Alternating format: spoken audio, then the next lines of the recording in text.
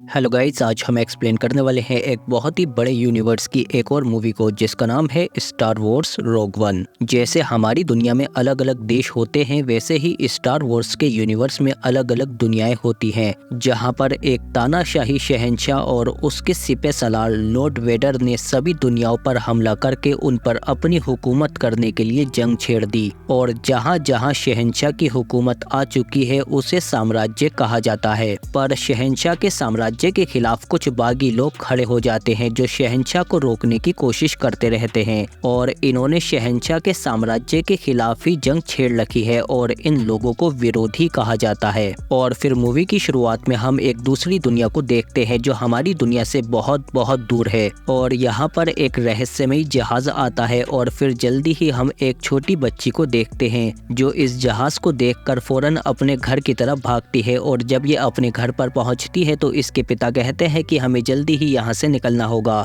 और बच्ची की माँ अपने साथी सो को कांटेक्ट करती है। और फिर हम देखते हैं कि जल्दी ही वो जहाज इनके ठिकाने पर आकर उतर जाता है, और उसमें से क्रेनिक कुछ सिपाहियों के साथ बाहर आता है और इनके घर की तरफ आने लगता है। और तभी गैलन अर्सो भी अपने घर से निकलकर इनकी तरफ जाने लगता है। और इधर जिनकी माँ उससे कहती है कि तुम जानती हो कि तुम्हें क्या करना है। और इधर हम देखते हैं कि क्रेनिक भी गैलन के पास आ जाता है, और अब हमें पता चलता है कि गैलन अर्सो एक बहुत बड़ा साइंटिस्ट है जो क्रेनिक के महाराज के लिए एक बहुत ही खतरनाक हथियार बना रहा था। पर जब गैलन को इनके इरादों के बारे में पता चला तो वह हथियार को बीच में ही छोड़कर भाग गया। और अब सालों बाद आज फिर से क्रेनिक ने गैलन को ढूंढ लिया है, और अब क्रेनिक फिर से गैलन को वो हथियार दोबारा से बनाने को कहता है जिसका नाम डेथ स्टार है। और इधर वो बच्ची जिन घासों में छिपकर अपने पिता को देख रही होती है, तभी गैलन की पत्नी भी यहाँ पर आ जाती है जो क्रेनिक के ऊपर बंदूक तान देती है। पर तभी सिपाही उसे मार देते हैं, और फिर क्रेनिक कहता है कि इन दोनों की एक बच्ची भी होगी, उसे ढूंढो। पर वो बच्ची यहाँ से भागकर एक गुफा के पास चली जाती है जहाँ पर एक पत्थर के नीचे खास बंकर बना हुआ है, और वो बच्ची उसके अंदर जाकर छिप जाती है और सिपाहियों को नहीं मिल पाती। और फिर ऐसे ही काफी टाइम बीत जाता है और रात होने पर भी वो बच्ची वहीं पर छिपी रहती है। और फिर कुछ देर बाद हम देखते हैं कि यहाँ पर बच्ची के माता पिता का वही दोस्त सो आ जाता है और कहता है कि चलो मेरी बच्ची, हमें एक लंबा सफर तय करना है। और फिर इसके कई सालों बाद हम उसी बच्ची जिन को देखते हैं जो अब काफी बड़ी हो चुके हैं, पर ये साम्राज्य की एक जेल में बंद होती है।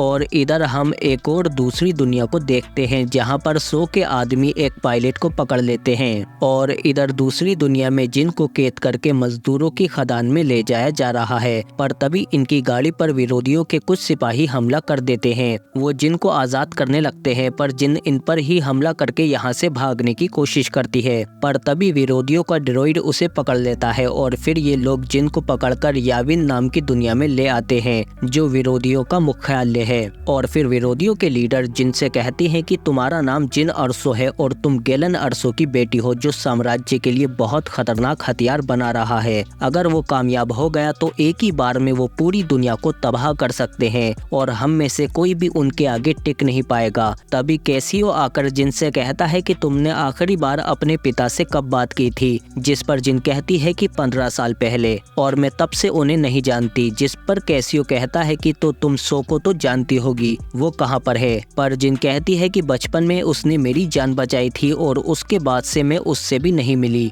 जिस पर ये लोग जिनसे कहते हैं कि हमें हर हाल में उस हथियार को पूरा होने से पहले खत्म करना होगा, और तुम्हारे पिता गैलन अर्सो ही जानते हैं कि उस हथियार को कैसे खत्म किया जा सकता है, पर वो अभी साम्राज्य के पास हैं, लेकिन सो हमें उन तक पहुंचा सकता है। इसीलिए तुम्हारा काम है कि तुम सो को ढूंढो और हमारे साथ अपने पिता को वापस लाने में मदद करो ताकि हम उस हथियार को खत्म कर सकें, और बदले में तुम्हारे ऊपर लगे हुए सारे इल्जाम हटा दिए जाएंगे। जिस पर जिन फौरन राजी हो जाती है, और फिर ये कैसियो और बाकी साथियों के साथ सो को ढूंढने के लिए निकल जाती है। और इधर हम सो को देखते हैं जो उसी पायलट के पास आता है। पायलट इससे कहता है कि मैं तुम्हारे दोस्त गैलन अर्सो का संदेश लेकर आया हूँ। पर सो सच का पता लगाने के लिए पायलट को बुरगुले के पास डालने को कहता है, और फिर पायलट देखता है कि इसके सामने एक अजीब सा जीव आ रहा है जिसका नाम बुरगुले है। सो बताता है कि बुरगुले मन की बात जान लेता है, और अब हमें पता चलेगा कि तुम सच बोल रहे हो या झूठ। बुरगुले से कोई भी राज नहीं छिप सकता। और इधर हम देखते हैं कि क्रेनिक अपने जनरल के पास आता है जहाँ पर वो खतरनाक हथियार बनाया जा रहा है जो पूरी दुनिया को एक बार में ही खत्म कर सकता है। जनरल कहते हैं कि शहंशाह अब बिल्कुल भी देरी बर्दाश्त नहीं करेंगे, इसीलिए इस हथियार को परखने का वक्त आ गया है। और इधर हम देखते हैं कि जिन भी अपने साथियों के साथ सो के ठिकाने पर आ जाती है और ये लोग जेडा शहर के अंदर सो की तलाश करने लगते हैं। यहाँ पर अलग अलग दुनियाओं से काफी सारे लोग आते रहते हैं, पर तभी कैसियो को खतरे का अंदाजा हो जाता है और वो जिनसे कहता है कि ये शहर तबाह होने वाला है। तभी हम देखते हैं कि यहाँ पर बहुत सारे विरोधी भी हैं जो अचानक से साम्राज्य के सिपाहियों पर हमला कर देते हैं और इनके बीच कैसियो और जिन फंस जाते हैं और साम्राज्य के सिपाहियों को विरोधी चुन चुन कर मारने लगते हैं और बदले में वो भी इन्हें मारते हैं और न चाहते हुए भी जिन और कैसियो को इस लड़ाई में उतरना पड़ता है और ये भी साम्राज्य के सिपाहियों को मारने लगते हैं। पर तभी यहाँ पर साम्राज्य के बड़े बड़े रोबोट और सिपाही भी आ जाते हैं और ये जिन और कैसियो को जल्दी ही गिरफ्तार करके ले जाने लगते हैं। पर तभी एक अंधा आदमी कहता है कि जाने दो इन्हें और वो इनकी तरफ आते हुए कहता है कि मैं दिव्य शक्ति के साथ हूँ और दिव्य शक्ति मेरे साथ। और साम्राज्य के सिपाही जैसे ही अंधे को मारने की कोशिश करते हैं तो वो इनसे इतना तेज होता है कि कोई भी हमला उसे छू नहीं पाता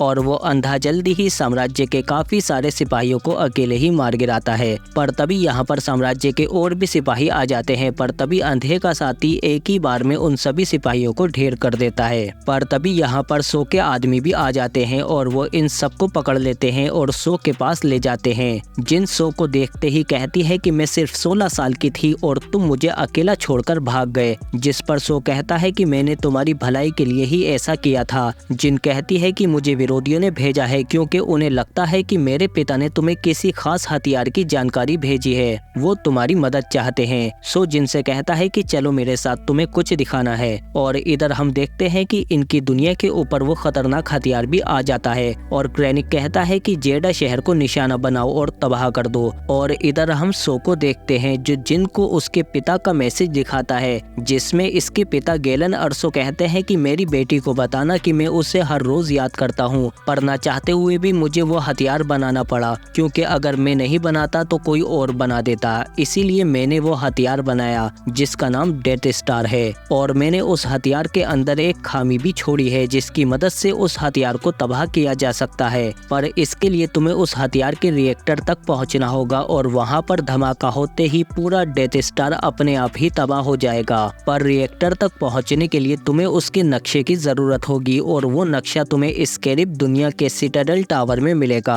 तभी सो देखता है कि क्रेनिक ने उस डेथ स्टार हथियार से जेडा शहर को एक बार में ही तबाह कर दिया है और उसकी तबाही अब इनकी तरफ आ रही है। कैसियो फौरन अपने ड्रोइड से यहाँ पर जहाज लाने को कहता है और फिर कैसियो जिन को ढूंढता हुआ उसके पास आ जाता है। पर सो कहता है कि मैं अब और भागना नहीं चाहता, तुम्हारा यहाँ से निकलना जरूरी है, बगावत जारी रखना। और फिर जल्दी ही ये पूरी जगह टूटने लगती है और डेथ स्टार की तबाही इनकी तरफ आ रही है। पर जल्दी ही ड्रोइड जहाज को इनके पास ले आता है और ये लोग फौरन उसमें बैठकर यहाँ से उड़ जाते हैं और सो भी अपनी मौत को गले लगाते हुए मर जाता है। पर जिनका जहाज अभी भी तबाही में फंसा हुआ है, जमीन और आसमान का फर्क खत्म हो चुका है, पर ये लोग फिर भी उस दुनिया से बाहर निकलकर बच जाते हैं और क्रेनिक ऊपर से ये तबाही देखकर मजे ले रहा था। और इधर हम देखते हैं कि जल्दी ही जिन और उसके साथी उस जगह पर आ जाते हैं जहाँ पर जिन के पिता गैलन अर्सो है, पर यहाँ पर तेज तूफान की वजह से ये सही से उतर नहीं पाते और ठिकाने से पहले ही इनका जहाज क्रैश होकर गिर जाता है। पर फिर जल्दी ही पायलट को गैलन अर्सो दिख जाता है, पर तभी यहाँ पर क्रेनिक का जहाज भी आ जाता है जो सीधा गैलन अर्सो के ठिकाने पर उतरता है। और फिर क्रेनिक गैलन अर्सो के साथियों को मार देता है और कहता है कि मुझे तुम्हारी गद्दारी का पता चल गया है, तुमने कोई संदेश यहाँ से बाहर भेजा है।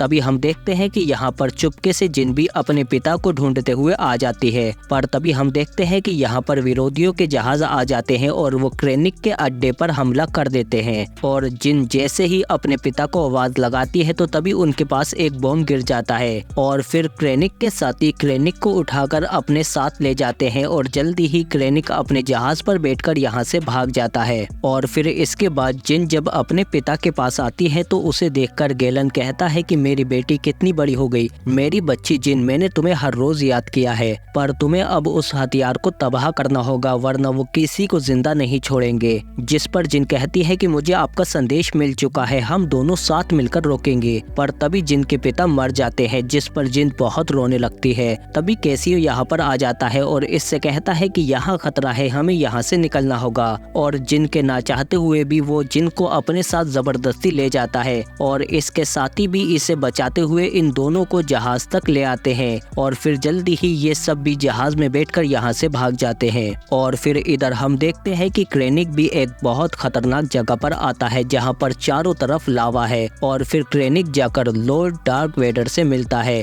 जो इस पूरे साम्राज्य के शहंशाह का सबसे ताकतवर साथी है और पूरे साम्राज्य और उसमें आने वाली सभी दुनियाओं को यही कंट्रोल करता है। क्रेनिक डार्क वेडर से कहता है कि शहंशाह को जैसा हथियार चाहिए था मैंने बना दिया, जिस पर डार्क वेडर कहता है कि विरोधी अब भी लगातार हमारे ठिकानों पर हमला कर रहे हैं, जिस पर क्रेनिक कहता है कि उस हथियार से मैं उन सभी विरोधियों का नामो निशान मिटा दूंगा, पर इसके लिए आपको शहंशाह से मेरी सिफारिश करनी होगी। जिस पर डार्क वेडर को गुस्सा आ जाता है और वो अपनी शक्तियों से क्रेनिक की सांस रोक देता है और कहता है कि औकात से बड़ा निवाला खाना नहीं चाहिए। और इधर हम विरोधियों के ठिकाने पर जिनको देखते हैं, जो सबको अपने पिता और डेथ स्टार की खामी के बारे में बताती है कि अगर हमें डेथ स्टार का नक्शा मिल जाए तो हम उसे तबाह कर सकते हैं और अगर हम नाकाम रहे तो साम्राज्य उस हथियार से हमारा नाम और निशान मिटा देगा। इसीलिए जिन कैसियो और बाकी साथियों के साथ वो नक्शा हासिल करने के लिए चली जाती है और फिर जल्दी ही ये लोग स्कैरिब की दुनिया में पहुंच जाते हैं। पर इस दुनिया के चारों तरफ एक सुरक्षा कवच है और अंदर जाने का सिर्फ एक ही रास्ता है, जहां पर साम्राज्य के बड़े बड़े जहाज खड़े हैं। पर पायलट पहले यहां पर साम्राज्य के लिए काम करता था, इसीलिए वो अपनी आईडी पर एंट्री कराकर इन्हें अंदर ले जाता है और नीचे आकर ये लोग दुश्मनों का भेष बदल लेते हैं।